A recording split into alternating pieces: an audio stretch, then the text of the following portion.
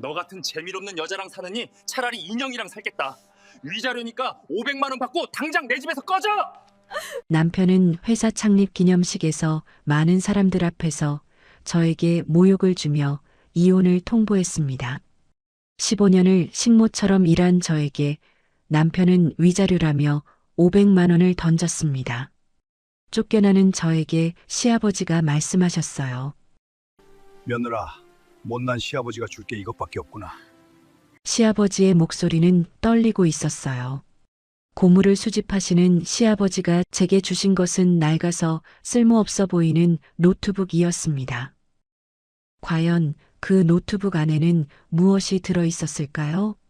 오늘의 사연 지금 시작합니다. 저는 서울 역삼동에 사는 45살 한지수입니다. 지금부터 제가 실제로 겪은 드라마보다 더 기가 막히고 통쾌한 이야기를 시작할게요. 사연 시작 전 구독 버튼을 꾹 눌러주세요. 여러분의 오늘 하루가 조금 더 행복한 하루가 되실 거예요. 20년 전 제가 25살 때였어요. 저는 서울 명문대 수학교육과를 수석으로 졸업하고 강남의 한 중학교에서 수학교사로 일했습니다. 학생들을 가르치는 일이 정말 좋았고 실력도 인정받았죠. 그때 소개팅으로 만난 남자가 윤태호였습니다. 중소 건설사를 운영하던 그는 자신감 넘치고 야망이 있어 보였어요. 결혼 후 저는 교사직을 그만두고 시댁 살림을 도맡았습니다. 시어머니 박금자 어르신은 며느리를 며느리가 아니라 집안일 하는 사람 정도로 생각하셨죠. 매일 새벽 5시에 일어나 시댁 식구들 아침상을 차렸고 명절이면 수십 명이 손님상을 혼자 준비했습니다. 힘들었지만 가정을 위해서라면 참을 수 있었어요. 그렇게 15년이라는 세월이 흘렀습니다. 남편이 운영하는 건설회사는 점점 커졌고 저는 뒤에서 묵묵히 가정을 지켰습니다. 시어머니의 까다로운 입맛을 맞추려고 요리책을 수십 권 받고 시댁 어른들 건강 챙기느라 한의원을 수없이 다녔어요. 제 청춘이 고스란히 이 집안에 바쳐졌습니다. 그런데 3개월 전부터 남편 태호의 태도가 이상했어요. 집에 늦게 들어오고 전화는 항상 밖에 나가서 받았습니다. 저는 회사 일이 바쁜가 보다 생각하며 더 잘해주려고 애썼죠. 하지만 진실은 제 상상을 훨씬 뛰어넘는 배신이었습니다. 오늘은 태호건설 창립 15주년 기념 파티가 열리는 날이었습니다. 강남의 고급 호텔 연회장에는 화려한 조명이 빛났고 수백 명의 하객들이 모여 축하 인사를 나누고 있었어요.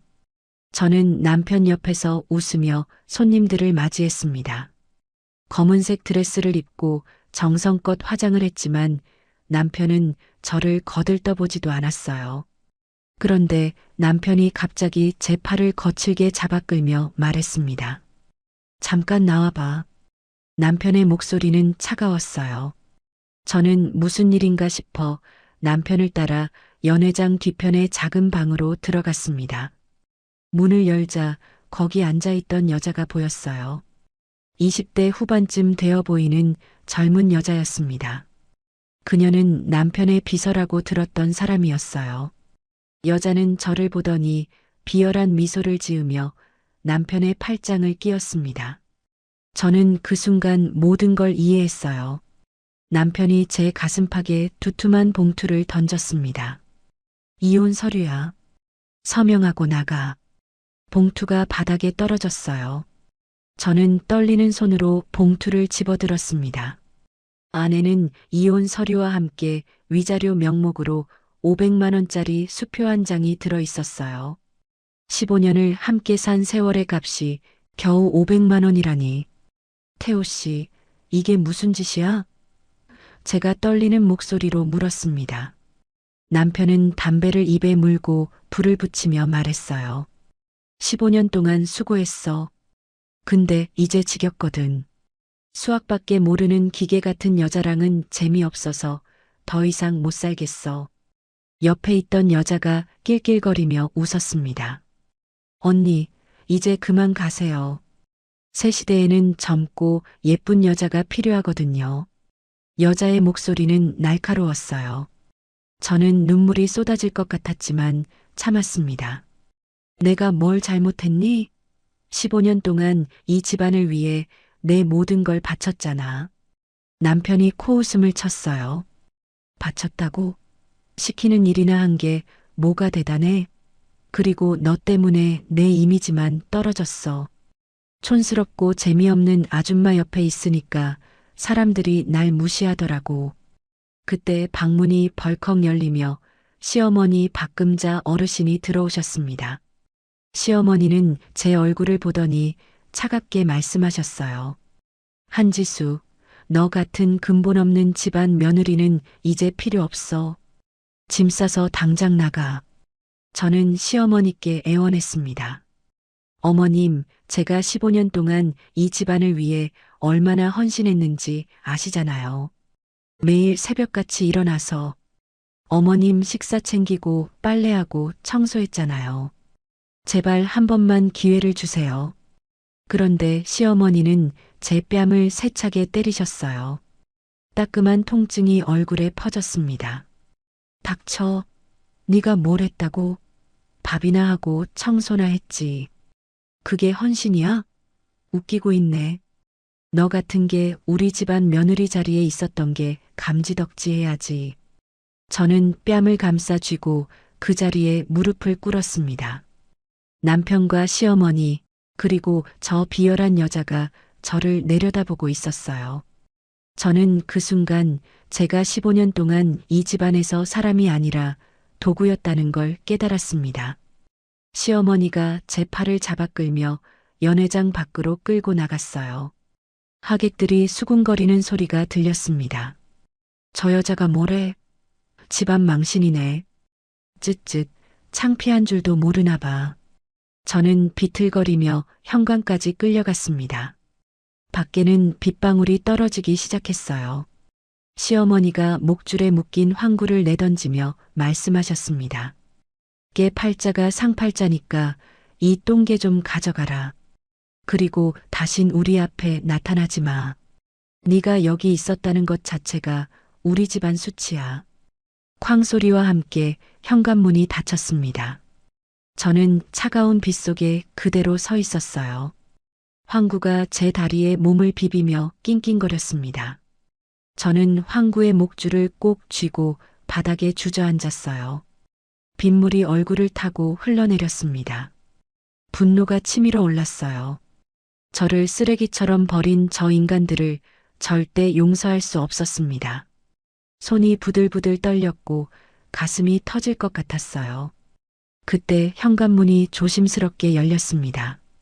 고물을 주우시던 시아버지가 젖은 신문지 뭉치를 들고 나오셨어요. 시아버지는 3년 전 재활용 수거장에서 우연히 주운 이 노트북을 집 창고에 두었다가 제가 쫓겨나는 걸 보고 마지막으로 쥐어주려고 가져오신 거였습니다. 시아버지는 저에게 낡은 노트북 가방을 제 품에 안겨주셨습니다. 지수야, 며느라. 못난 시아버지가 줄게 이것밖에 없구나.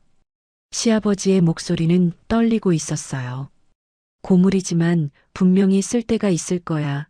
시아버지는 주머니에서 구겨진 10,000원짜리 한 장을 꺼내 제 손바닥에 꾹 눌러주셨습니다.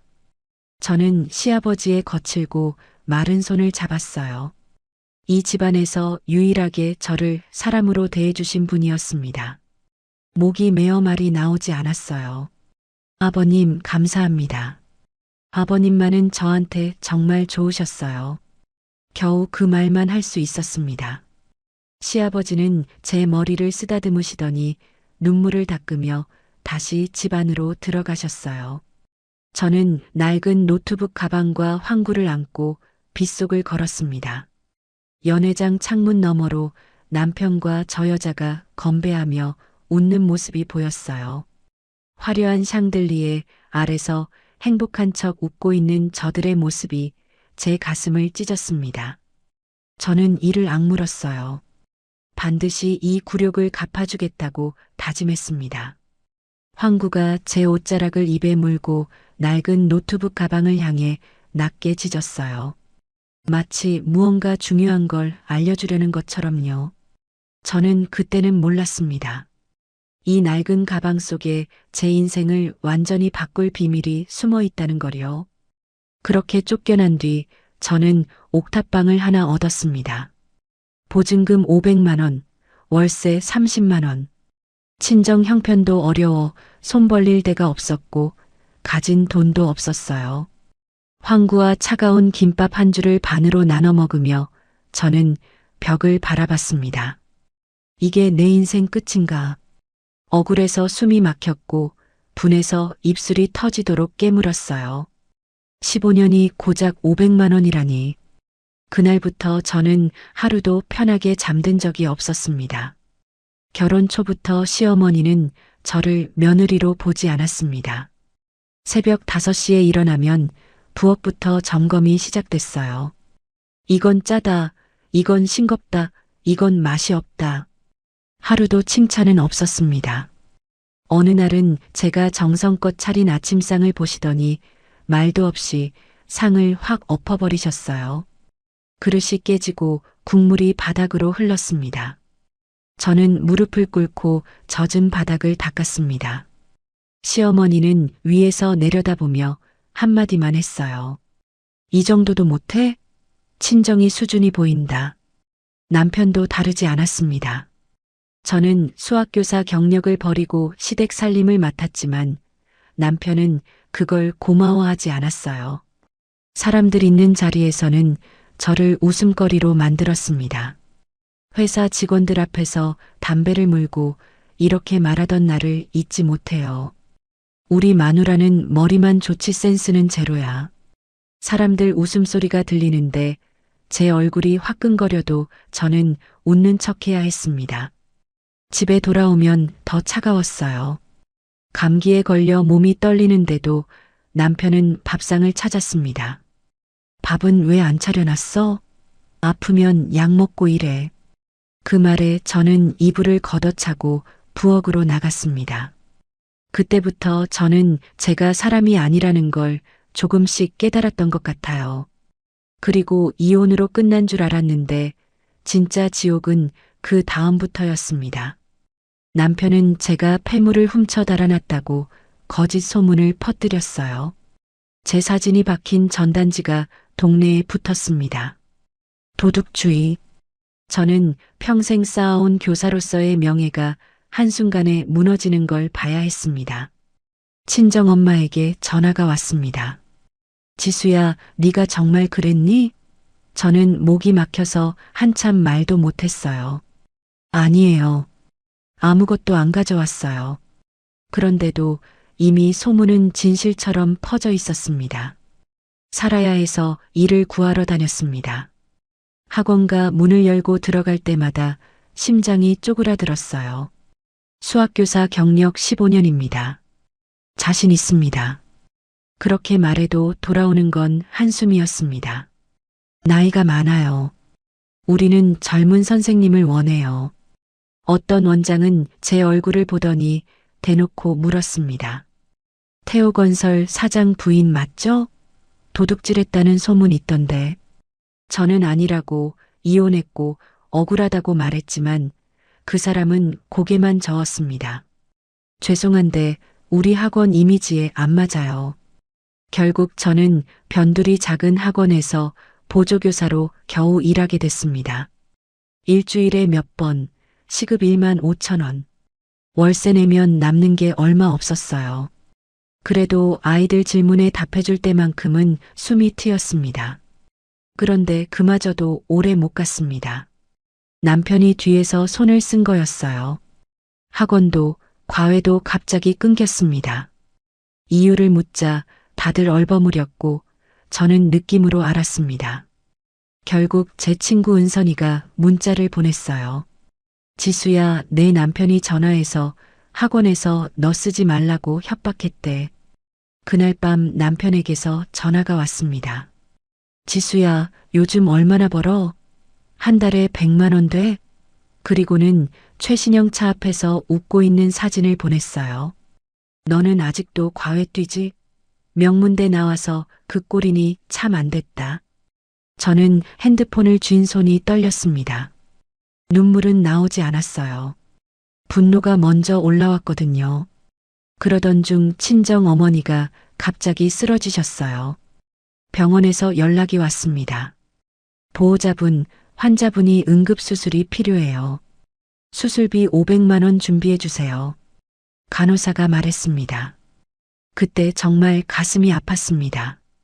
큰 돈은 아니었는데 갑자기 생긴 일이라 현금이 없었어요. 마지막 자존심을 버리고 남편을 찾아갔습니다. 남편은 골프장에 있었어요. 태호야, 제발 부탁이야. 어머니 수술비 좀 빌려줘. 꼭 갚을게. 말했습니다. 남편은 골프채를 손질하며 말했어요. 빌려달라고? 우리 남이잖아. 이혼했으니 남인데 왜 나한테 돈 달라고 해? 옆에 있던 여자가 웃으며 끼어들었습니다. 오빠, 저 아줌마한테 돈 주면 안 돼. 나중에 더 달라고 할 거야. 남편이 주머니에서 수표 한 장을 꺼내 제 얼굴에 던졌어요. 수표가 바닥에 떨어졌습니다. 10만 원. 그거나 가져가. 남편이 말했어요. 떨리는 손으로 수표를 주었습니다. 수치스러웠지만 어머니를 살려야 했어요. 결국 제 친구 은선이한테 어렵게 돈을 빌렸습니다. 은선이는 흔쾌히 500만 원을 빌려줬어요. 지수야, 천천히 갚아. 괜찮아. 은선이가 말했습니다. 어머니는 수술을 잘 받으셨고 회복 중이셨어요. 병원비를 내고 나니 은선이한테 빚만 남았습니다. 매달 30만 원씩 갚기로 약속했어요. 그러니 손에 쥐는 돈은 더 줄어들었습니다. 시어머니는 제가 살고 있는 쪽방촌까지 찾아왔습니다. 동네 사람들이 다 보는 앞에서 소리쳤어요. 한지수 나와. 우리 집 돈 훔쳐서 개 키우냐? 방문을 열고 나갔습니다. 어머님, 저는 아무것도 안 가져갔어요. 말했어요. 거짓말하지 마. 내 금반지 어디 갔어? 시어머니가 소리쳤습니다. 황구를 발로 찼어요. 황구가 낑낑거리며 구석으로 도망갔습니다. 걔도 못 키울 주제에 뭘 키워? 당장 버려. 시어머니가 제 머리채를 휘어잡았어요. 동네 사람들이 구경하고 있었습니다. 그 자리에서 무릎을 꿇었어요. 어머님, 제발 그만하세요. 애원했습니다. 내가 왜 그만해? 야, 이 도둑년아. 시어머니는 침을 뱉고 가버렸어요. 머리를 감싸 쥐고 그 자리에 주저앉았습니다. 며칠 후 시어머니는 더 악랄한 짓을 했어요. 제가 시댁에서 쓰던 물건들을 마당 한가운데서 불태운 겁니다. 옷, 신발, 사진까지 전부요. 이웃들을 불러 모아놓고 말했어요. 여러분, 이 더러운 것들 좀 보세요. 도둑년이 쓰던 거예요. 다 태워버릴 거예요. 연기가 피어올랐고 제 흔적이 사라졌습니다. 누군가 그 장면을 영상으로 찍어 저한테 보냈어요. 영상을 보며 온몸이 떨렸습니다. 분노와 억울함이 폭발할 것 같았어요. 그런 날들이 계속됐습니다. 황구만이 제 곁을 지켰어요. 굶주림 속에서도 황구는 제가 주워온 신문지 위에서 제 체온을 지켜줬습니다. 삶을 포기하려 할 때마다 황구는 맑은 눈망울로 제 손을 하찼어요. 황구야, 미안해. 너까지 이렇게 힘들게 해서 말했습니다. 황구는 꼬리를 흔들며 제 무릎에 머리를 기댔어요. 이 아이만큼은 저를 버리지 않았습니다. 어느 날 TV를 켰는데 남편이 나왔습니다. 지역 뉴스였어요. 태호건설, 지역사회 공헌 활동으로 화제. 남편이 웃으며 인터뷰하고 있었습니다. 저희 가족은 항상 이웃을 생각해요. 어려운 분들을 돕는 게 저희 책임이라고 생각합니다. 옆에는 시어머니와 저 여자가 서 있었어요. 행복한 가족인 척 연기하고 있었습니다. TV를 꺼버렸어요. 가슴속 깊이 쌓인 울분을 차곡차곡 정리했습니다. 반격을 다짐했어요. 언젠가 반드시 이 사람들한테 제대로 갚아주겠다고요. 2달이 지났습니다. 저는 학원 보조교사와 과외로 근근히 살아가고 있었어요. 그런데 황구가 다리를 절뚝거리기 시작했습니다. 동물병원에 전화했어요. 진료비가 최소 5만 원은 나올 거라고 했습니다. 저는 결심했습니다. 시아버지가 주신 낡은 노트북을 팔기로요. 중고 전자제품 가게에 가면 몇십만 원이라도 받을 수 있을 겁니다. 황구 접종비와 이번 달 부족한 생활비를 낼 수 있을 거예요. 노트북 가방을 들고 일어났습니다. 황구야, 잠깐 다녀올게. 말했어요. 그런데 황구가 갑자기 가방을 입에 물었습니다. 으르릉 소리를 내며 놓지 않았어요. 사실 황구는 예전부터 이 가방에 유난히 집착했었습니다. 제가 가방을 옮기려고 할 때마다 주변을 빙빙 돌며 낑낑거렸어요. 처음에는 시아버지 냄새가 나서 그런가 보다 생각했었죠. 하지만 오늘은 달랐습니다. 황구야, 왜 그래? 가방을 잡아당겼어요. 하지만 황구는 더 세게 물었습니다. 평소에는 순한 아이가 이렇게 저항한 적이 없었어요. 황구는 가방을 물고 옥탑방 구석으로 달아났습니다. 그러더니 앞발로 가방 안감을 미친 듯이 긁기 시작했어요. 찢어진 틈새를 파헤쳤습니다. 황구야, 그만해. 가방 망가지잖아. 소리쳤어요. 하지만 황구는 멈추지 않았습니다. 앞발로 안감을 계속 찢었어요. 뭔가 이상했습니다.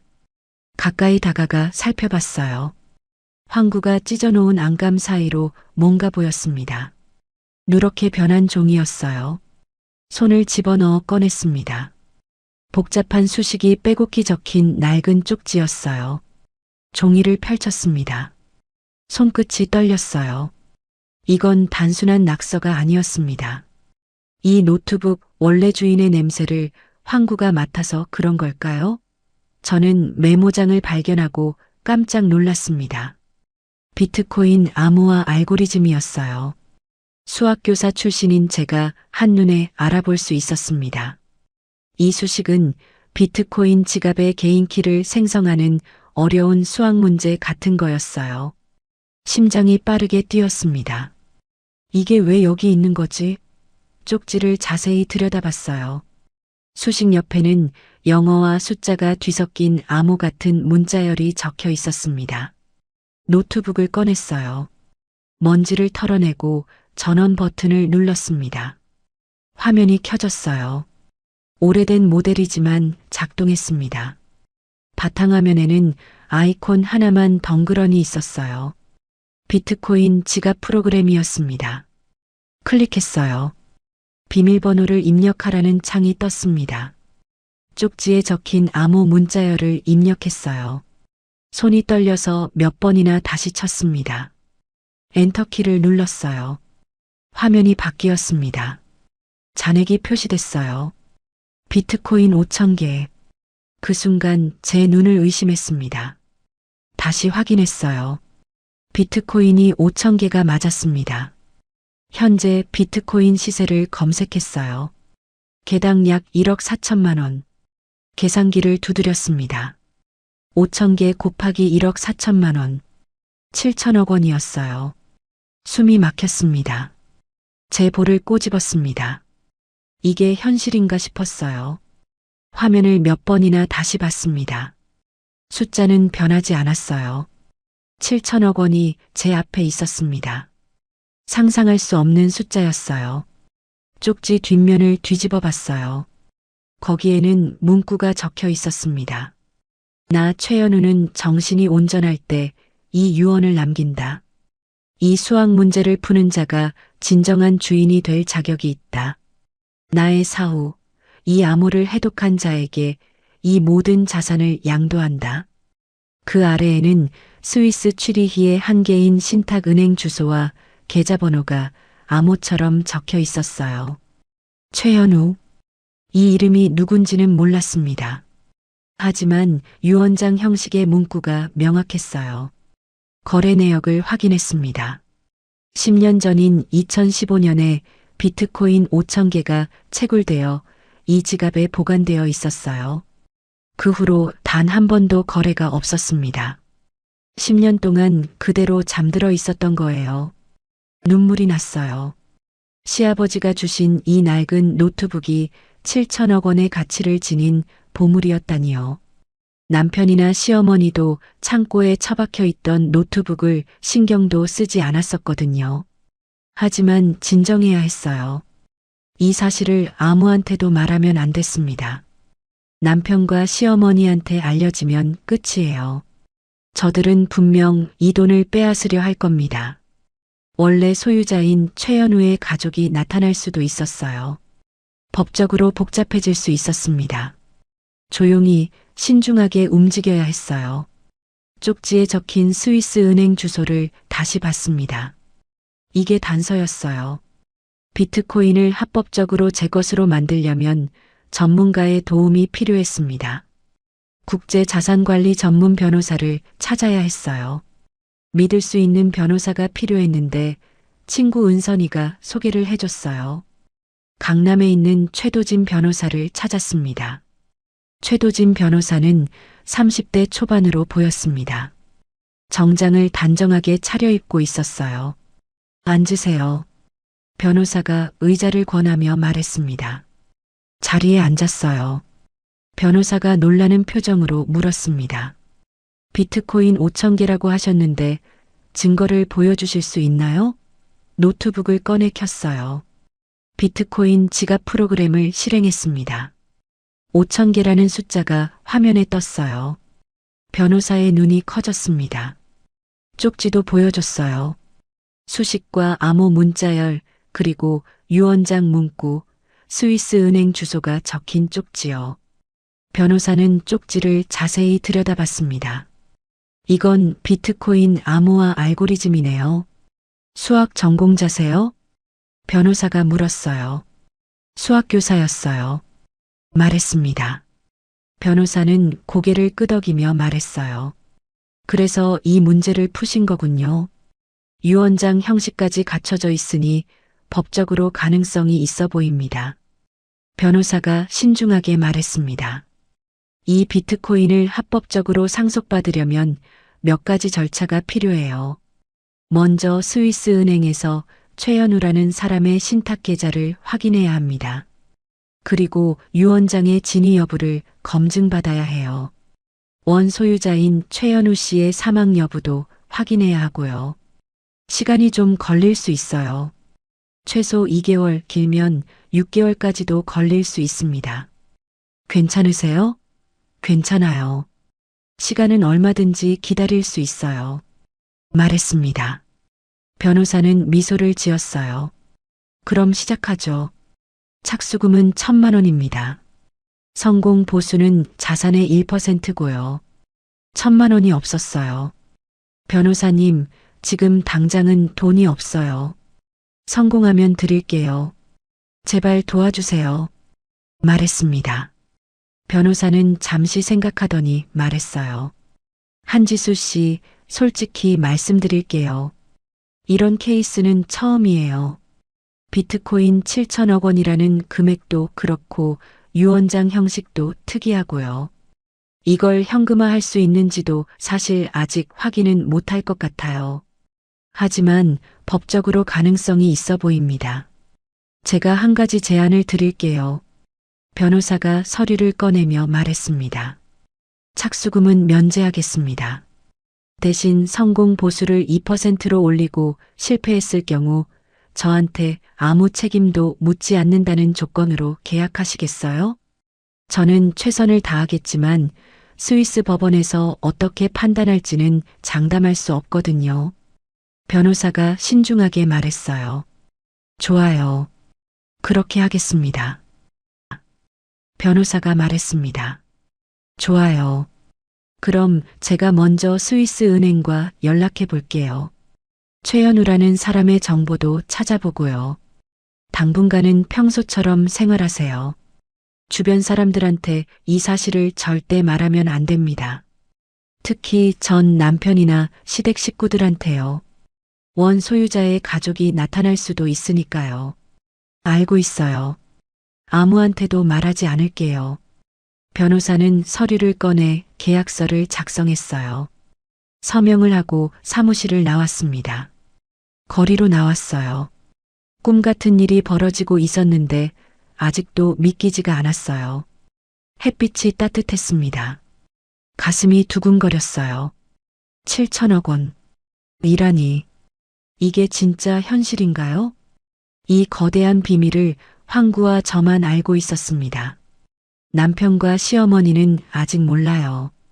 저들은 여전히 저를 무시하고 조롱하고 있을 겁니다. 하지만 이제 제게도 희망이 생겼어요. 집으로 돌아왔습니다. 황구가 반갑게 맞아줬어요. 황구야, 우리 이제 잘 될지도 몰라. 황구를 안았습니다.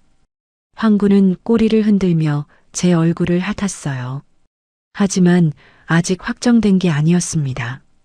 변호사가 말했듯이 2개월에서 6개월이 걸릴 수도 있었어요.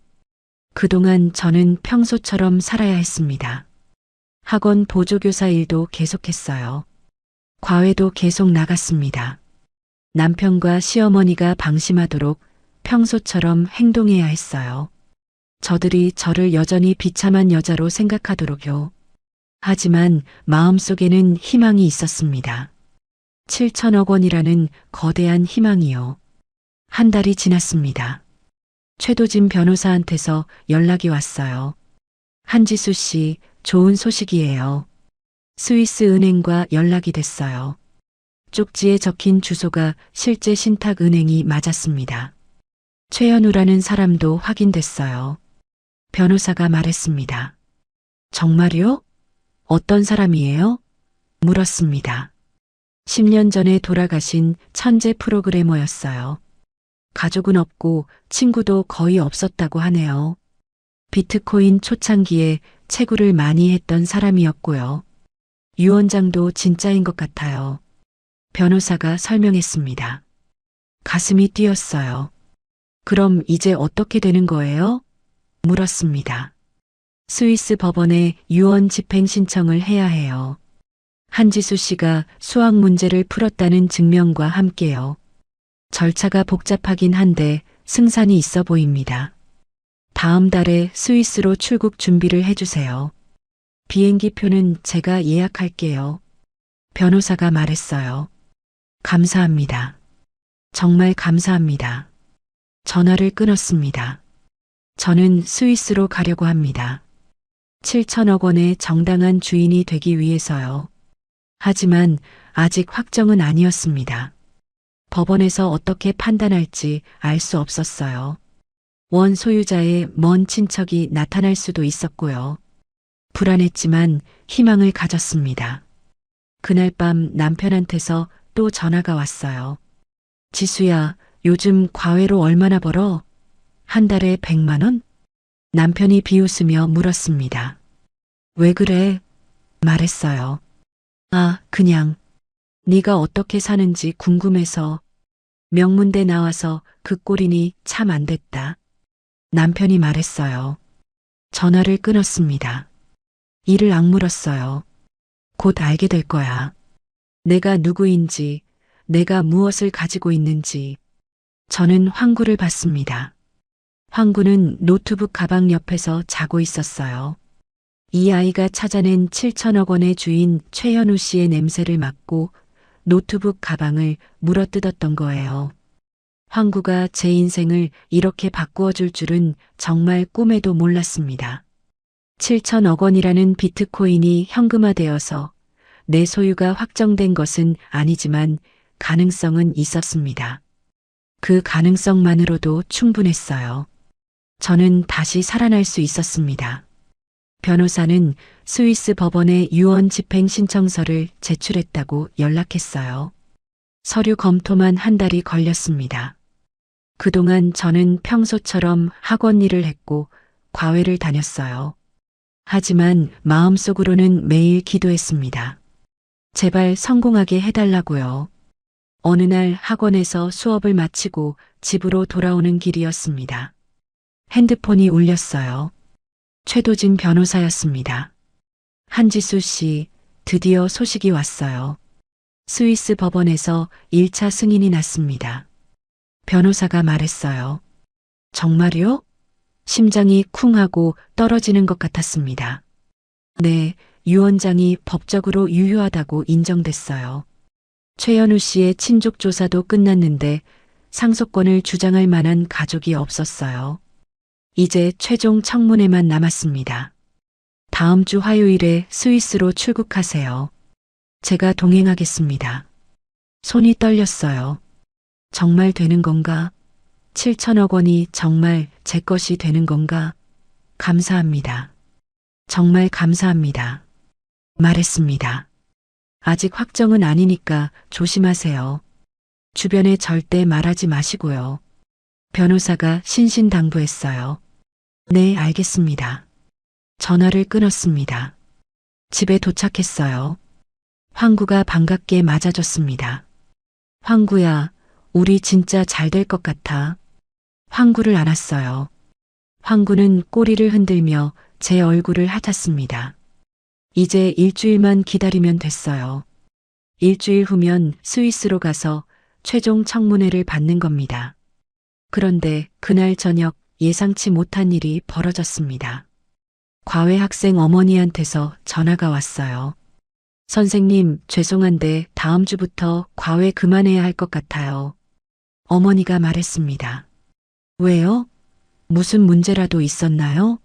물었어요. 아니에요. 그냥 애가 학원을 더 다니고 싶다고 해서요. 어머니는 둘러대며 전화를 끊었습니다. 이상했어요. 지난주만 해도 과외 결과가 좋다며 칭찬하셨는데요. 뭔가 느낌이 좋지 않았습니다. 다음 날 학원 원장님이 저를 부르셨어요. 안 선생님, 미안한데 이번 달까지만 나와주세요. 원장님이 말씀하셨습니다. 왜요? 제가 뭘 잘못했나요? 물었습니다. 아니에요. 그냥 학원 사정이 어려워져서요. 원장님은 제 눈을 피하며 말씀하셨어요. 밖으로 나왔습니다. 분명 뭔가 있었어요. 과외와 학원 일을 동시에 잃는다니. 핸드폰을 확인했습니다. 은선이한테서 문자가 와 있었어요. 지수야, 미안해. 오늘 내 남편이 우리 남편한테 전화했대. 지수 관련해서 일 주지 말라고 협박했다더라. 조심해. 남편이었습니다. 남편이 제 일자리를 다시 망치고 있었어요. 남편 회사가 요즘 어렵다는 소문을 들었습니다. 분명 스트레스를 저한테 푸는 거였어요. 제가 조금이라도 잘 되는 게 싫은 거였죠. 분노가 치밀어 올랐습니다. 이를 악물었어요. 남편한테 전화했습니다. 태호야, 네가 또 무슨 짓을 한 거야? 남편이 웃으며 말했습니다. 무슨 소리야? 나는 아무것도 안 했는데? 내가 왜 널 신경 쓰겠어? 거짓말하지 마. 내 학원이랑 과외에 전화한 거 다 알아. 남편의 목소리가 차갑게 변했습니다. 그래, 내가 했어. 넌 평생 밑바닥에서 살아야 해. 그게 내 자리야. 전화를 끊었습니다. 온몸이 떨렸어요. 분노와 억울함이 폭발할 것 같았습니다. 하지만 참았어요. 일주일만 참으면 됐습니다. 일주일 후면 스위스로 가서 7천억 원의 주인이 될 수 있었어요. 그때 제대로 갚아주면 됐습니다. 하지만 남편은 거기서 멈추지 않았습니다. 이틀 후 집 앞에 남편이 나타났어요. 문을 두드렸습니다. 지수야, 나 좀 열어줘. 남편이 말했어요. 문을 열지 않았습니다. 뭐하러 왔어? 그냥 네가 어떻게 사나 보러 왔지. 문 좀 열어봐. 남편이 말했습니다. 돌아가. 난 너 볼 일 없어. 남편은 문을 발로 차기 시작했습니다. 쾅쾅 소리가 났어요. 황구가 짖기 시작했습니다. 지수야, 문 안 열면 부숴버릴 거야.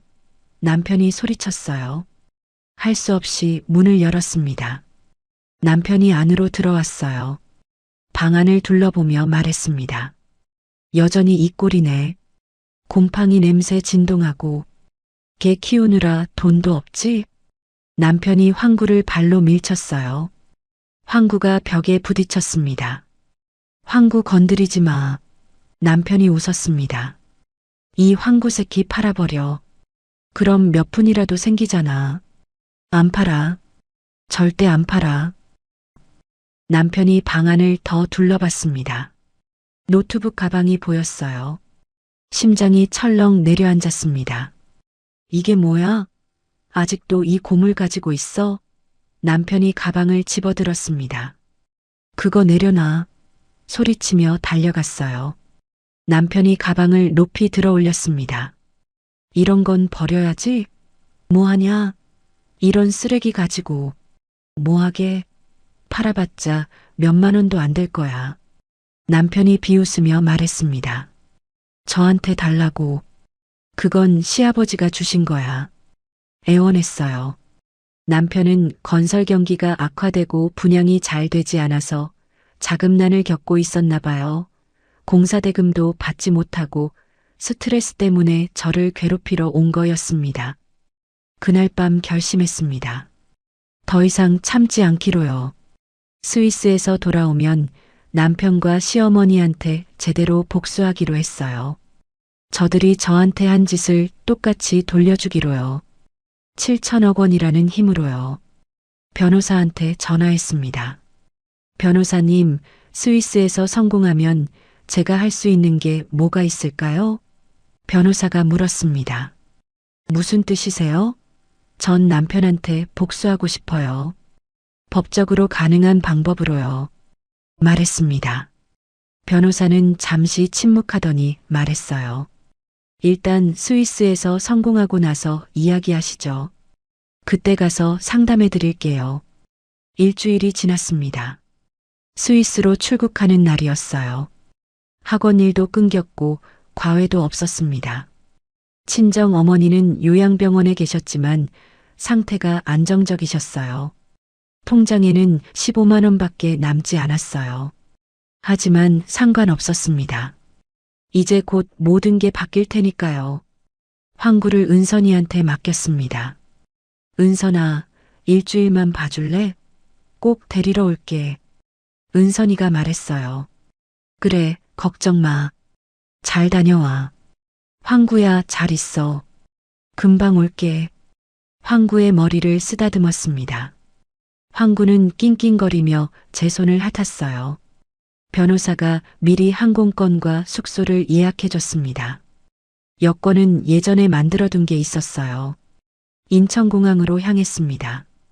최도진 변호사가 공항에서 기다리고 있었어요. 준비되셨어요? 변호사가 물었습니다. 네, 준비됐어요. 비행기에 올랐습니다. 1등석이 아니라 일반석이었지만 상관없었어요. 창밖을 봤습니다. 구름이 흘러가고 있었어요. 드디어 스위스로 갑니다. 7천억 원의 주인이 되기 위해서요. 가진 거 없고 가난하다고 저를 내팽개친 남편과 시어머니한테 복수하기 위해서요. 저들이 저한테 한 모든 것을 갚아주기 위해서요. 주먹을 꽉 쥐었습니다. 곧 세상이 바뀔 거예요. 제가 가장 높은 곳에 서게 될 거예요. 비행기가 이륙했습니다. 한국 땅이 점점 작아졌어요. 저는 눈을 감았습니다. 새로운 삶이 시작되고 있었어요.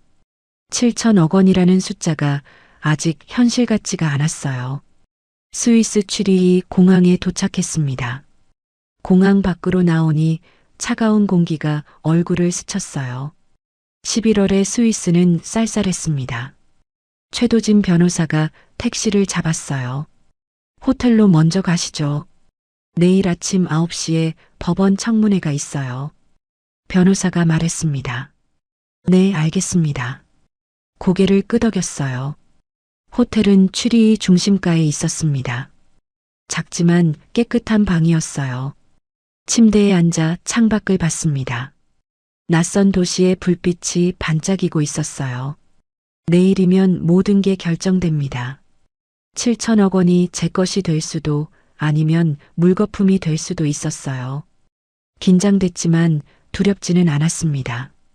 다음 날 아침 일찍 일어났습니다. 옷을 차려입고 거울을 봤어요. 45세의 제 얼굴에 희망이 생겼어요. 주름이 생겼고 머리카락에 흰머리도 보였어요.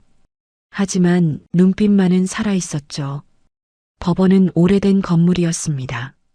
돌로 지어진 웅장한 건물이었어요. 안으로 들어가니 복도가 길게 뻗어 있었습니다. 변호사가 앞장서서 걸었어요. 3층 청문회실입니다. 엘리베이터를 탔습니다. 청문회실 앞에 도착했어요. 문 앞에서 변호사가 말했습니다. 긴장하지 마세요. 제가 다 준비했으니까요. 판사님이 물으시면 솔직하게 대답하시면 됩니다. 네, 알겠습니다. 심호흡을 했어요. 문을 열고 들어갔습니다. 청문회실은 생각보다 작았어요. 판사석에 60대로 보이는 판사가 앉아 있었습니다. 양쪽에는 법원 서기와 통역사가 앉아 있었어요. 앉으세요. 판사가 독일어로 말했고 통역사가 한국어로 통역했습니다. 자리에 앉았어요. 판사가 서류를 펼치며 물었습니다. 한지수 씨 맞습니까? 네, 맞습니다. 대답했어요. 귀하는 이미 사망한 최현우 씨가 남긴 유언장에 따라 비트코인 5천 개의 상속을 청구하고 있습니다. 맞습니까? 네, 맞습니다. 판사가 쪽지를 들어 올렸습니다. 이 유언장에 적힌 수학 문제를 푸셨다고 하셨는데 어떻게 증명할 수 있습니까? 판사가 날카롭게 물었어요. 한지수 씨, 고 최현우 씨와 공모해서 이 유언장을 위조한 건 아닙니까? 아닙니다. 저는 최현우 씨를 만난 적도 없어요. 그럼 어떻게 이렇게 복잡한 암호를 풀 수 있었습니까? 보통 사람이 풀 수 있는 수준이 아닌데요. 판사가 의심하는 눈빛으로 봤어요. 최도진 변호사가 서류를 제출했습니다. 판사님, 한지수 씨는 서울에 있는 대학교 수학교육과를 수석으로 졸업했고 15년간 중학교에서 수학교사로 근무했습니다.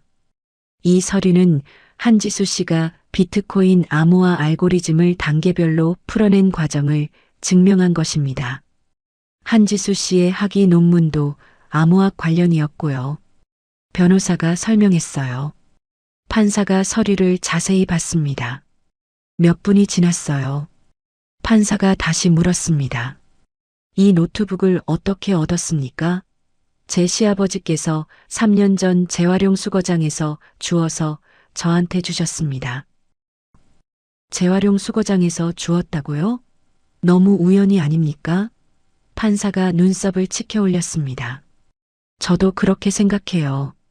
하지만 사실이에요. 시아버지는 그냥 고물인 줄 알고 저한테 주셨어요. 솔직하게 말했어요. 판사가 변호사를 받습니다. 최도진 변호사님, 고 최현우 씨의 친족 조사 결과는 어떻습니까? 변호사가 서류를 제출했어요. 판사님, 최현우 씨는 부모님도 돌아가셨고 형제자매도 없습니다. 배우자도 자녀도 없었고 유일한 친척인 사촌도 5년 전에 사망했습니다. 상속권을 주장할 만한 친족이 전혀 없습니다. 변호사가 설명했어요. 판사가 자리에 앉아 서류를 펼쳤습니다. 판결을 내리겠습니다. 판사가 말했습니다. 심장이 쿵쿵 뛰었어요. 고 최현우 씨가 남긴 유언장은 법적으로 유효합니다. 필적 감정 결과 위조된 흔적이 없었고 유언 내용도 명확합니다. 한지수 씨는 유언장에 명시된 조건을 충족시켰으며 상속권을 주장할 만한 다른 친족이 존재하지 않습니다. 따라서 본 법원은 한지수 씨를 고 최현우 씨의 비트코인 5천 개에 대한 합법적 상속인으로 인정합니다. 숨이 멎는 것 같았습니다. 정말요? 변호사를 봤어요. 변호사가 환하게 웃으며 고개를 끄덕였습니다. 축하드립니다, 한지수 씨. 판사가 서류에 도장을 찍었어요. 이 판결문을 가지고 스위스 신탁은행에 가시면 자산 이전 절차를 진행할 수 있습니다. 판사가 말했습니다. 청문회 실을 나왔습니다. 복도에서 주저앉고 싶었어요. 다리에 힘이 풀렸습니다. 변호사가 부축했어요. 괜찮으세요? 네, 괜찮아요. 그냥 믿기지가 않아서요. 믿으세요. 이제 진짜예요. 변호사가 웃으며 말했어요. 다음 날 스위스 신탁은행으로 갔습니다. 은행은 취리 구시가지에 있는 오래된 건물이었어요. 안으로 들어가니 대리석 바닥이 빛났습니다. 직원이 판결문을 확인하고 안으로 안내했어요. 은행장이 직접 나와 악수를 청했습니다. 축하드립니다, 한지수 씨. 은행장이 말했어요. 비트코인 5,000개를 제 명의로 이전하는데 사흘이 걸렸습니다. 서류에 수없이 서명했어요. 신분 확인도 여러 번 했습니다.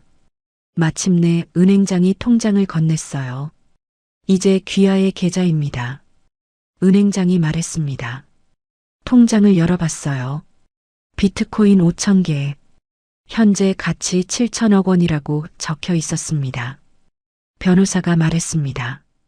한지수 씨, 일부를 현금으로 환전하시는 게 좋아요. 비트코인은 시세 변동이 크니까요. 세금 납부도 해야 하고요. 네, 그렇게 하고 싶어요. 말했습니다. 변호사가 은행장과 상의했어요. 비트코인 1,000개를 스위스 프랑으로 환전했습니다. 1,400억 원이었어요. 환전 수수료와 각종 비용을 제하니 1,380억 원이 남았습니다. 그 돈을 스위스 은행 계좌에 예치했어요. 2주가 지났습니다. 환전 절차와 서류 정리에 시간이 걸렸어요. 변호사가 말했습니다. 한지수 씨, 이제 한국으로 돌아가시면 국세청에 상속세를 신고하셔야 해요. 대략 50% 정도 내셔야 합니다. 3,500억 원 정도 될 거예요. 알겠어요. 그래도 3,500억 원은 남잖아요. 말했습니다. 모든 절차를 끝내고 저는 한국으로 돌아왔습니다. 인천공항에 도착하니 익숙한 공기가 느껴졌어요. 이제 7천억 원이라는 무기가 장착되어서 그런지 제 어깨가 한결 가벼워졌습니다. 그런데 그 자유로운 기분도 잠시 은선이한테 다급하게 전화했습니다. 은선아, 나 돌아왔어. 황구 데리러 갈게. 지수야, 큰일 났어. 은선이가 다급한 목소리로 말했어요. 무슨 일이야? 물었습니다. 너희 시어머니가 어제 우리 집에 와서 황구 데려갔어. 내가 막으려고 했는데 경찰 부른다고 협박해서 어쩔 수 없었어. 은선이가 울먹이며 말했습니다. 심장이 철렁 내려앉았어요. 시어머니가 황구를 어디로 데려갔는지 알아? 모르겠어. 그냥 차에 태워서 갔어. 미안해, 지수야. 은선이가 말했습니다. 괜찮아. 내 잘못이 아니야. 전화를 끊고 시댁으로 전화했어요. 시어머니가 받았습니다. 어머님, 황구 어디 있어요? 물었어요. 시어머니가 비웃으며 말했습니다. 그게 산속에 갖다 버렸어. 네가 감히 우리 집안을 무시해? 그 대가야. 뭐라고요? 어디 산이에요? 말씀하세요. 왜 말해줘야 해? 알아서 찾아봐. 시어머니가 전화를 끊었습니다. 미친 듯이 시어머니한테 다시 전화했지만 받지 않았어요. 남편한테도 전화했습니다. 남편도 받지 않았어요. 황구를 잃어버렸습니다. 주저앉았어요. 황구야, 어디 있니? 눈물이 났습니다. 최도진 변호사한테 전화했습니다. 변호사님, 도와주세요. 울먹이며 말했어요. 무슨 일이세요? 변호사가 물었습니다. 상황을 설명했어요. 변호사가 말했습니다. 일단 경찰에 신고하세요. 그리고 시어머니 동선을 추적해 볼게요. CCTV 확인해서 어느 산인지 찾아내겠습니다. 경찰서로 달려갔습니다. 유기동물 신고를 했어요. 황구 사진을 보여주고 상황을 설명했습니다. 경찰이 말했습니다. 일단 신고 접수는 했는데 범위가 너무 넓어요. 서울 근교 산이 얼마나 많은데요. 제발 도와주세요. 애원했어요. 변호사한테서 연락이 왔습니다. 한지수 씨 CCTV 확인했어요. 시어머니가 간 곳은 경기도 양평 쪽 산으로 보여요. 정확한 위치는 모르겠지만 그 근처일 거예요. 변호사가 말했습니다. 고마워요. 지금 바로 갈게요. 전화를 끊고 택시를 잡았습니다. 양평으로 향했습니다. 산속 여기저기를 돌아다니며 황구를 찾았어요. 황구야 어디 있니? 하지만 대답이 없었어요. 해가 지고 어두워졌습니다. 손전등을 켜고 계속 찾았어요. 발이 부르트고 옷이 찢어졌지만 멈추지 않았습니다. 이틀째 되는 날 아침이었습니다. 저는 산속 작은 오두막 근처를 지나가고 있었어요. 그때 저 멀리서 황구가 꼬리를 흔들며 저를 향해 달려오고 있었습니다. 황구는 기적적으로 산속에서 헤매이다가 제 냄새를 맡은 건지 제 목소리를 들은 건지 저를 어렵지 않게 찾아냈어요. 황구야, 이제 괜찮아. 내가 지켜줄게. 황구의 머리를 쓰다듬었습니다. 저는 분노가 치밀어 올랐습니다. 시어머니가 황구를 내다버렸어요. 7천억 원의 비밀을 찾아준 제 목숨 같은 황구를 산속에 버렸습니다. 용서할 수 없었어요. 이제 본격적으로 복수를 시작할 때였습니다. 최도진 변호사한테 전화했습니다. 변호사님, 국세청 상속세 신고 절차 시작해 주세요. 그리고 투자회사 설립도 진행해 주세요. 회사 이름은요? 변호사가 물었어요. 지지홀딩스요. 알겠습니다. 바로 진행하겠습니다. 한 달이 지났습니다. 비트코인 500개를 추가로 환전해서 상속세 3,500억 원을 국세청에 납부했습니다. 복잡한 절차였지만 최도진 변호사와 세무사가 모두 처리해줬어요. 지지홀딩스 투자회사도 설립됐습니다. 자본금 1,000억 원으로 시작했어요. 이제 남은 자산은 비트코인 3,500개와 현금 380억 원, 총 약 5,280억 원이었습니다. 세금을 내고도 엄청난 금액이 남았어요.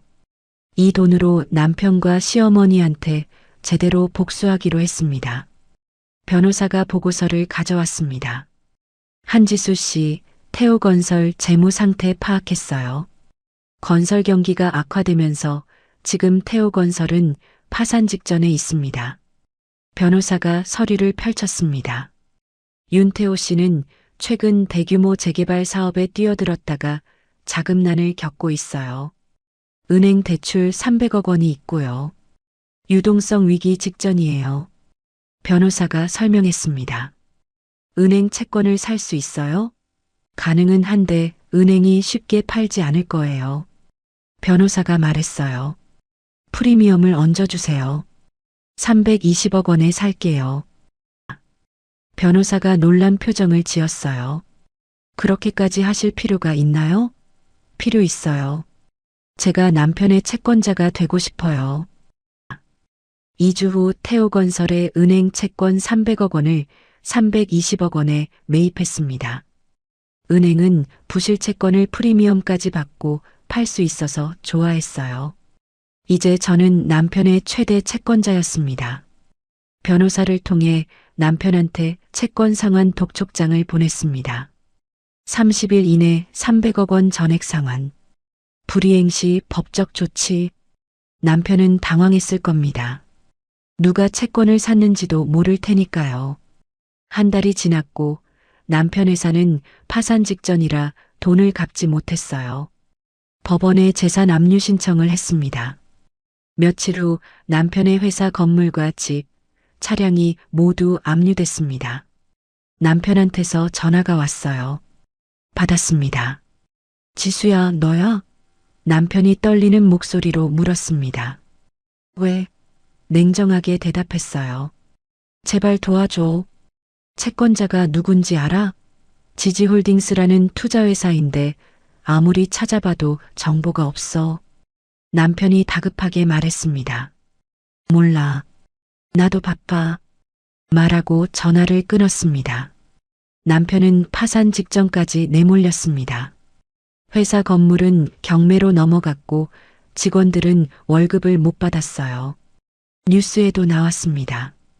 태호건설 부도 위기, 직원들 거리로. 저는 TV를 보며 조용히 미소 지었습니다. 이제 시작일 뿐이에요. 그렇게 잘 나가던 사람이 부도 위기로 내몰릴 줄은 상상도 못했을 거예요. 한 달이 더 지났습니다. 남편은 회사를 지키기 위해 발버둥 쳤지만 소용없었어요. 공사대금을 받지 못하자 분양하는 건물들의 유치권 딱지들이 붙어 있었고 자금 압박을 견디지 못해서 시어머니 집까지 전부 담보로 잡았다가 전 재산이 날아갈 지경까지 왔다고 합니다.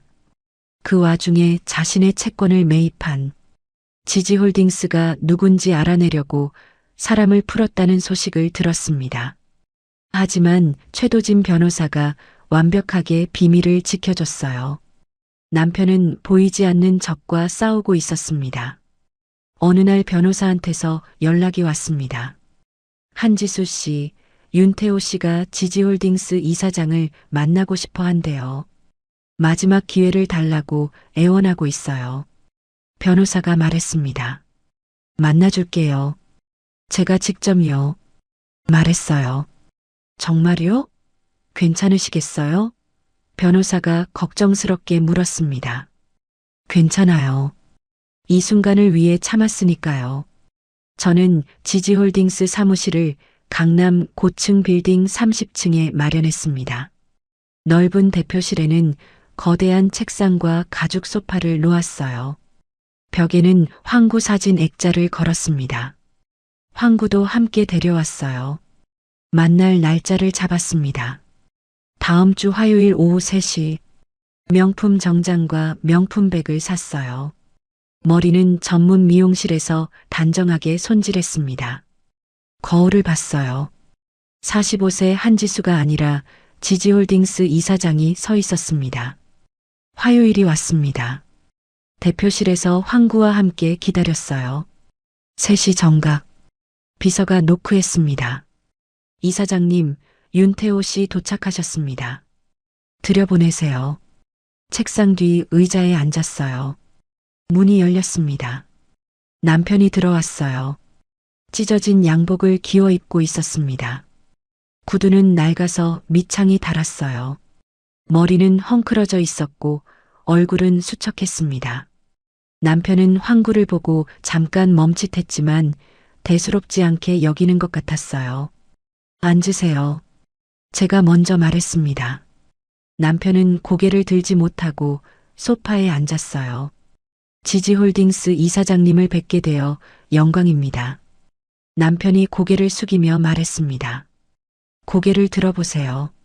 차갑게 말했어요. 남편이 천천히 고개를 들었습니다. 그 순간 남편의 얼굴이 굳어버렸어요. 뭐야? 남편이 더듬거렸습니다. 지수야? 네가 왜 여기 있어? 안녕, 윤태호 씨. 오랜만이네. 냉정하게 말했습니다. 남편은 자리에서 벌떡 일어났어요. 이게 무슨 일이야? 네가 지지홀딩스 이사장이라고? 말도 안 돼. 말이 되든 안 되든 사실이야. 내가 당신 채권 300억 원을 산 사람이야. 남편이 뒤로 비틀거렸어요. 네가 무슨 돈으로? 과외선생하던 네가? 제 뒤에 있는 노트북 보여? 그 고물 말이야. 말하며 책상 위에 낡은 노트북을 가리켰습니다. 남편이 노트북을 봤어요. 그게 뭔데? 이 노트북 안에 비트코인 5천 개가 들어있었어. 현재 가치 7천억 원. 스위스 법원에서 정식으로 상속받았지. 세금 내고 남은 돈이 3,500억 원. 그 돈으로 당신을 무너뜨리고 있어. 말했습니다. 남편의 얼굴이 새하얗게 변했어요. 거짓말이야. 그럴 리 없어. 거짓말이 아니야. 기억나? 당신이 이 노트북을 뭐라고 했지? 피자 값도 안 된다고. 쓰레기라고. 근데 알고 보니 7천억 원이었어. 웃기지? 차갑게 웃었습니다. 남편은 바닥에 주저앉았습니다. 그리고 황구 보여? 당신 어머니가 산속에 버렸던 그 개야. 내가 이틀 동안 산을 헤매며 찾아냈지. 이 개가 15년 동안 노트북 가방 안감 속에 숨겨진 쪽지를 지켜줬어. 사람보다 나은 짐승이야. 말했습니다. 황구가 남편을 보고 낮게 으르렁거렸어요. 지수야, 미안해. 내가 정말 잘못했어. 다시 시작하자. 남편이 무릎을 꿇었습니다. 제발, 제발 용서해줘. 다시 시작하자고. 걔가 웃겠다. 라고 말하며 황구를 쳐다보며 자리에서 일어났습니다. 당신이 나한테 뭐라고 했어? 우리 남이라고 했잖아. 이혼했으니 남이라고. 어머니 수술비 빌려달라고 했을 때 뭐라고 했어? 냉정하게 말했습니다. 남편이 바닥에 엎드렸어요. 당신은 나를 도둑으로 몰았어. 내 일자리를 망쳤고 내 명예를 짓밟았지. 학원에 과외집에 찾아가서 나 쓰지 말라고 협박했잖아. 그때는 왜 그랬어? 목소리를 높였습니다. 미안해. 정말 미안해. 내가 미쳤었어. 용서해줘. 남편이 울었어요. 비서를 불렀습니다. 비서 2명이 들어왔어요. 이분 내보내세요. 남편이 끌려나갔습니다. 저는 아무렇지 않은 듯 창밖을 봤어요. 황구를 쓰다듬었습니다. 황구야, 한 명 끝났어. 그날 저녁 남편이 빌딩 앞에서 기자들한테 붙잡혔다는 연락을 받았습니다. 뉴스를 켰어요. 남편이 카메라 앞에서 울부짖고 있었습니다. 제 전 부인이 7천억 원을 받았어요. 저한테도 권리가 있어요. 남편이 소리쳤어요. 한지수요. 제 전 부인 한지수. 비트코인 상속받았대요. 핸드폰이 울렸습니다. 시어머니였어요. 받았습니다. 한지수, 네가 뭔 짓을 한 거야? 그 돈 우리 집 한 거 아니야? 당장 내놔. 어머님, 법원에서 정식으로 인정받았어요. 이건 제 거예요. 어머님 집안이랑은 아무 관계 없고요. 넌 도둑이야. 우리 집안 것을 훔쳐간 도둑. 도둑은 누구예요? 저를 도둑으로 몰았던 사람이 누군데요? 황구를 산속에 버린 사람이 누구고요? 전화를 끊었습니다.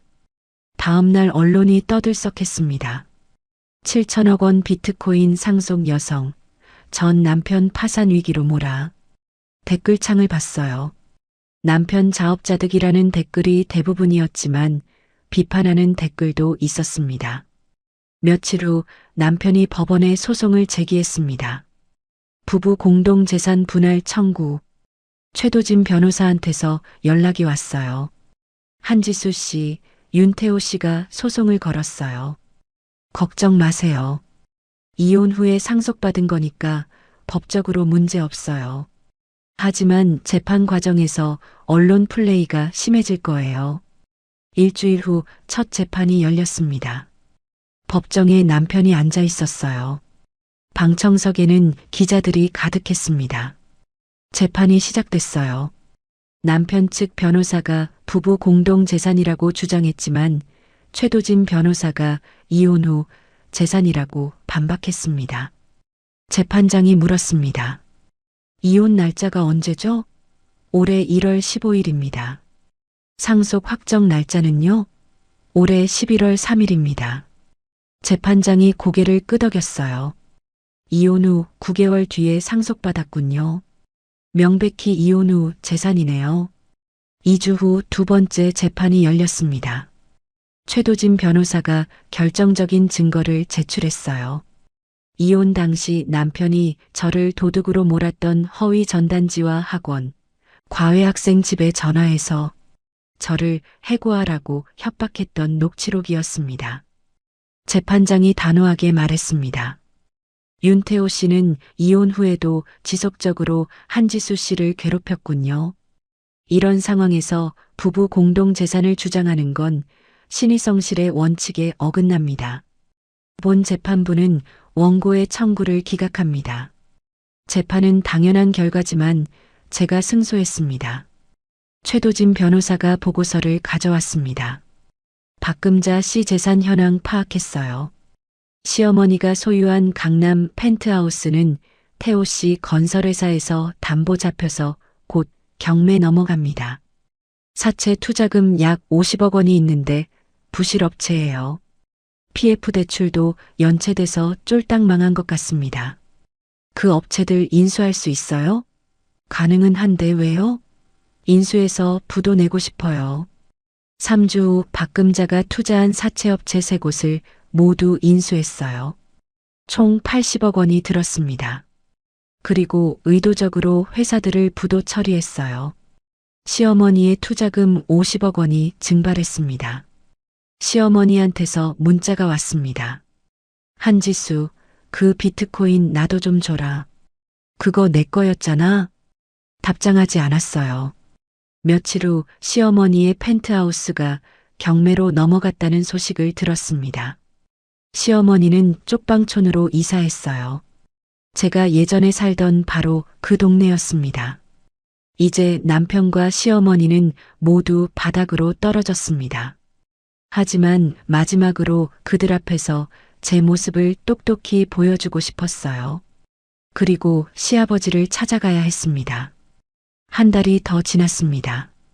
남편은 전 재산을 은행에 압류당하고 일용직 현장에서 하루 벌어 하루 생활을 한다고 들었어요. 시어머니는 500에 30만 원짜리 쪽방촌에서 살고 폐지를 주우며 살고 있다는 소식을 들었습니다. 하지만 그들은 아직도 저를 원망하고 있었습니다. 시어머니는 동네 사람들한테 며느리가 시댁 재산을 훔쳐갔다고 떠들고 다녔어요. 남편은 술에 취해 거리에서 제 이름을 외치며 욕설을 퍼부었습니다. 최도진 변호사가 말했습니다. 한지수 씨, 그 사람들이 계속 소란을 피우고 있어요. 명예훼손으로 고소하시는 게 어때요? 아니요. 그냥 두세요. 어차피 아무도 안 믿어요. 말했어요. 하지만 변호사는 걱정스러운 표정이었습니다. 사실 저도 불편했어요. 이대로 끝내기엔 뭔가 찝찝했습니다. 어느 날 은선이한테서 급한 전화가 왔습니다. 지수야, 큰일 났어. 내 시어머니가 우리 동네 경로당에서 쓰러졌어. 은선이가 다급하게 말했습니다. 뭐, 지금 어디예요? 물었어요. 동네 병원 응급실이야. 빨리 와봐. 병원으로 달려갔습니다. 응급실에 시어머니가 누워 있었어요. 의사가 말했습니다. 뇌졸중이에요. 빨리 큰 병원으로 옮겨야 하는데 보호자가 연락이 안 돼요. 환자분이 며느리 전화번호를 알려주셔서 연락드렸어요. 남편은요? 연락이 안 된대요.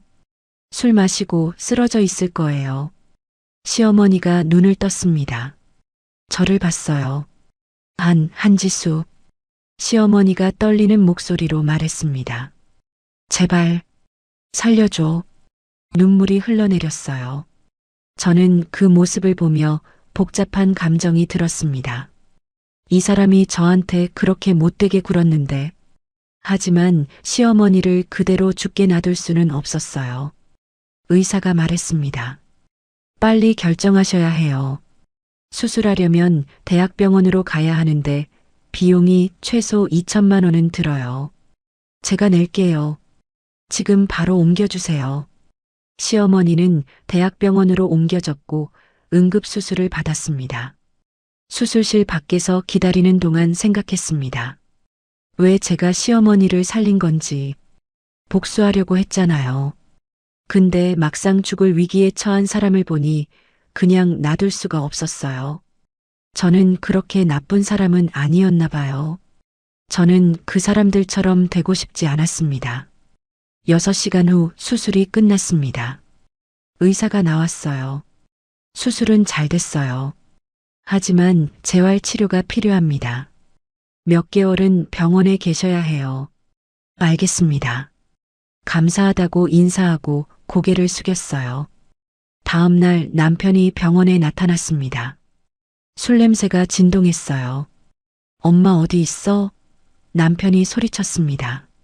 중환자실이에요. 조용히 하세요. 말했습니다. 남편이 저를 봤어요. 네가 왜 여기 있어? 네가 우리 엄마 수술비 냈다며? 무슨 속셈이야? 속셈 같은 거 없어. 그냥 사람이 죽게 생겼는데 놔둘 수 없었어. 말했습니다. 남편이 비웃었어요. 거짓말. 네가 우리한테 복수하려고 한 거잖아. 이제 와서 착한 척하지 마. 믿고 싶은 대로 믿어. 말하고 돌아섰습니다. 일주일 후 시어머니가 깨어났습니다. 중환자실에서 일반 병실로 옮겨졌어요. 찾아갔습니다.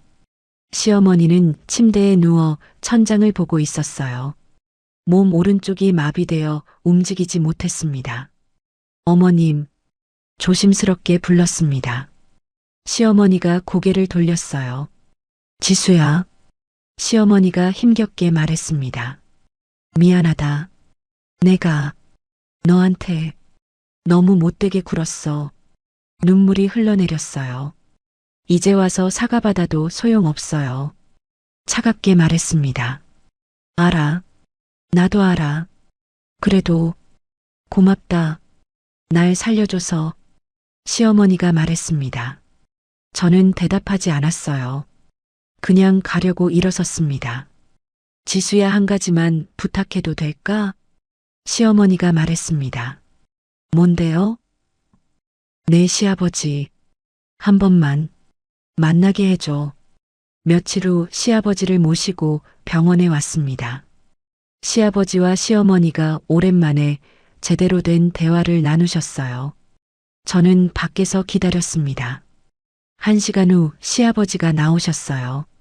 눈이 빨갛게 충혈되어 있었습니다. 그날 밤 최도진 변호사한테 전화했습니다. 변호사님, 제가 기자회견을 하려고 해요. 기자회견이요? 무슨 내용으로요? 모든 진실을 밝히려고요. 그리고 앞으로 제가 어떻게 살 건지도요. 변호사가 잠시 침묵하더니 말했습니다. 좋아요. 제가 준비하겠습니다. 일주일 후 서울 시내 대형 호텔 연회장에서 기자회견이 열렸습니다. 200명이 넘는 기자들이 모였어요. 최도진 변호사가 남편과 시어머니한테도 연락했습니다. 중요한 발표가 있으니 꼭 참석하라고요. 남편은 처음에 거절했지만 변호사가 재산 관련 얘기라고 하자 달려왔습니다. 연회장에 들어섰습니다. 황구와 함께였어요. 앞줄에 남편이 앉아 있었습니다. 초라한 옷차림이었지만 눈빛만은 날카로웠어요. 저를 향한 원망이 가득했습니다. 시어머니는 휠체어를 타고 뒤쪽에 앉아 계셨어요. 무대에 올라갔습니다. 마이크를 잡았어요. 여러분, 오늘 이 자리에 와주셔서 감사합니다. 저는 한지수라고 합니다. 며칠 전 언론에 보도된 7천억 원 비트코인 상속 여성이에요. 카메라 플래시가 터졌어요. 많은 분들이 제가 전 남편과 전 시어머니를 파산시켰다고 비난하셨습니다. 맞아요. 제가 했어요. 하지만 그 이유를 알려드리고 싶어요. 스크린이 켜졌습니다. 15년간의 기록이 나타났어요. 이혼 서류를 던지는 남편의 모습, 제 뺨을 때리는 시어머니의 모습, 도둑주의 전단지, 학원과 과외집에 전화해서 저를 해고하라고 협박하는 녹취록. 모든 증거가 쏟아졌습니다. 연회장이 조용해졌어요. 그때 남편이 벌떡 일어났습니다. 거짓말이야. 전부 조작이야. 남편이 소리치며 무대로 달려왔어요. 경호원들이 막으려 했지만 남편은 비집고 들어왔습니다. 황구가 남편 앞을 가로막으며 으르렁거렸어요. 한지수, 네가 뭔데 나를 이렇게 만들어? 남편이 소리쳤습니다. 기자들이 카메라를 들이댔어요. 제가 뭔데요? 당신이 저한테 한 짓 기억나요? 저를 도둑으로 몰았잖아요. 제 일자리를 망쳤고 제 명예를 짓밟았어요. 그런데 7천억 원이 생기니까 당신 거라고 주장했죠. 차갑게 말했습니다. 그건 내가 화가 나서. 남편이 말을 더듬었어요. 화가 나서요? 15년 동안 저를 괴롭힌 게 화가 나서였어요? 목소리를 높였습니다. 객석이 웅성거렸어요. 뒤쪽에서 휠체어가 움직였습니다. 시어머니였어요. 간병인이 휠체어를 밀어 앞으로 왔습니다. 지수야. 시어머니가 떨리는 목소리로 말했습니다. 그만해. 다 우리가 잘못했어. 이제 그만. 시어머니가 울먹였어요. 연회장이 조용해졌습니다. 저는 시어머니를 봤어요. 어머님, 전 어머님을 살렸어요. 병원비 2천만 원 내고 수술시켰죠. 그게 제가 해드릴 수 있는 마지막이에요. 말했습니다. 시어머니가 고개를 떨구었어요. 무대 옆으로 시아버지가 올라오셨습니다. 제가 모셔왔어요. 시아버지가 마이크를 잡으셨습니다. 여러분, 저는 윤길남입니다. 이 아이 시아버지예요. 시아버지가 말씀하셨어요. 연회장이 또 조용해졌습니다. 제 마누라와 아들이 이 아이한테 15년 동안 못되게 굴었어요. 저는 그걸 막지 못했습니다. 못난 시아버지였죠. 그래서 이 아이가 쫓겨날 때 제가 주운 낡은 노트북을 줬어요. 고물이라도 팔아서 밥 한 끼 먹으라고요. 시아버지의 목소리가 떨렸어요. 그런데 그 노트북 안에 7천억 원이 들어 있었어요. 이 아이는 그 돈을 혼자 다 가질 수도 있었어요. 저한테 한 푼도 안 줄 수도 있었죠. 하지만 이 아이는 저한테 1,000억 원을 줬어요. 그리고 제 마누라 병원비도 냈어요. 이런 아이가 어디 있어요? 시아버지가 눈물을 흘리셨습니다. 객석에서 박수가 터져 나왔습니다. 남편은 바닥에 주저앉아 얼굴을 감쌌어요. 시어머니는 휠체어에서 울고 계셨습니다. 저는 마이크를 다시 잡았습니다. 더 이상 당신들을 미워하지는 않겠어요. 대신 제 재산으로 다른 사람들을 돕겠습니다. 억울하게 쫓겨난 여성들을 위한 법률지원센터를 만들고 버려진 동물들을 위한 보호시설을 만들 거예요. 그리고 윤태호 씨, 당신한테 해줄 건 없지만 최소한의 생계비는 지원하겠어요. 굶어 죽게 놔두진 않을게요. 그게 제가 당신보다 나은 사람이라는 증거니까요. 말했습니다. 남편이 고개를 들어 저를 봤어요. 눈물이 흘러내렸습니다. 기자회견이 끝났습니다. 기자들이 몰려들었지만 경호원들이 막았어요. 저는 황구를 안고 무대에서 내려왔습니다. 시아버지가 저를 안아주셨어요. 잘했다, 며느라. 정말 잘했어. 시아버지가 말씀하셨습니다. 연회장을 나왔습니다. 차에 탔어요. 뒤를 돌아보니 남편이 연회장 입구에서 무릎을 꿇고 있었습니다. 하지만 저는 더 이상 돌아보지 않았어요. 이제 정말 끝이었습니다. 6개월이 흘렀습니다. 많은 것이 달라졌어요. 시아버지는 서울 한남동에 있는 정원 딸린 2층 주택에서 평화롭게 지내고 계셨습니다. 매일 아침 정원에서 토마토와 상추를 기르시며 행복해 하셨어요. 시어머니는 시설 좋은 요양원에서 재활 치료를 받고 계셨습니다. 남편은 작은 건설 현장에서 일용직으로 일하며 스스로 일어서려 노력하고 있었어요. 오늘은 법률지원센터와 유기견 보호시설 개소 6개월 기념일이었습니다. 강남에 있는 법률지원센터 사무실로 갔어요. 황구도 함께였습니다. 최도진 변호사가 반갑게 맞아줬어요. 한지수 씨, 축하드려요. 벌써 6개월이네요. 변호사가 말했습니다. 보고서를 받았습니다. 6개월 동안 상담 건수 850건, 소송 지원 120건, 승소율 92%. 눈물이 났어요. 이렇게 많은 분들을 도왔다니요. 정말 뿌듯해요, 변호사님. 말했습니다. 한지수 씨 덕분이에요. 변호사가 웃으며 말했어요. 상담실을 둘러봤습니다. 한 여성이 상담을 받고 있었어요. 40대쯤 되어 보였습니다. 이혼 후 재산 분할 문제로 고민하고 계셨어요. 변호사가 차근차근 설명해주고 있었습니다. 제가 6개월 전에 있었던 그 자리였어요. 상담이 끝나고 그 여성이 밖으로 나왔습니다. 저를 보더니 눈이 커졌어요. 혹시 한지수 씨세요?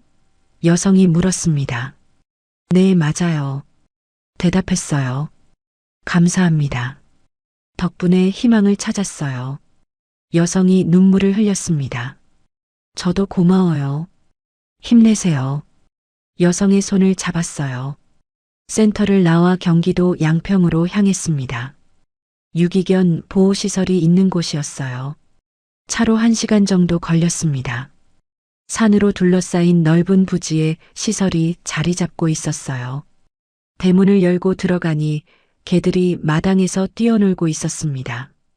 황구가 차에서 뛰어내려 친구들한테 달려갔어요. 개들이 황구를 반갑게 맞아줬습니다. 저는 그 모습을 보며 웃었어요. 시설 원장이 나왔습니다. 이사장님 오셨어요? 반갑게 인사했어요. 네, 아이들 보러 왔어요. 어떻게 지내요? 물었습니다. 잘 지내요. 이번 달에 입양도 15건 나갔어요. 시설 원장이 보고서를 건넸어요. 보고서를 받습니다. 6개월 동안 보호한 유기견 180마리, 입양 보낸 개 78마리. 절반 가까이가 새 가족을 찾았어요. 정말 잘하셨네요. 고마워요. 이사장님 덕분이에요. 개들 사이를 걸었습니다. 한 아이가 제 다리에 몸을 비볐어요. 작은 믹스견이었습니다. 이 아이는 누구예요? 일주일 전에 온 아이예요. 산에 버려져 있었대요. 시설 원장이 설명했어요. 산에요? 네, 양평 산속에서 등산객이 발견했대요. 그 말을 듣는 순간 6개월 전이 떠올랐습니다. 황구가 산에 버려졌을 때요. 이틀 동안 산을 헤매며 황구를 찾았던 그때가 생각났어요. 이 아이를 안아 올렸습니다. 괜찮아. 이제 안전해. 속삭였어요. 작은 믹스견이 제 얼굴을 핥았습니다. 이 아이 제가 입양할게요. 정말요? 시설 원장이 놀라며 물었어요. 네, 황구 동생으로요. 웃으며 말했습니다. 황구를 불렀어요. 황구가 달려왔습니다. 황구야, 이제 동생 생겼어. 황구한테 작은 믹스견을 보여줬어요. 황구가 냄새를 맡더니 꼬리를 흔들었습니다.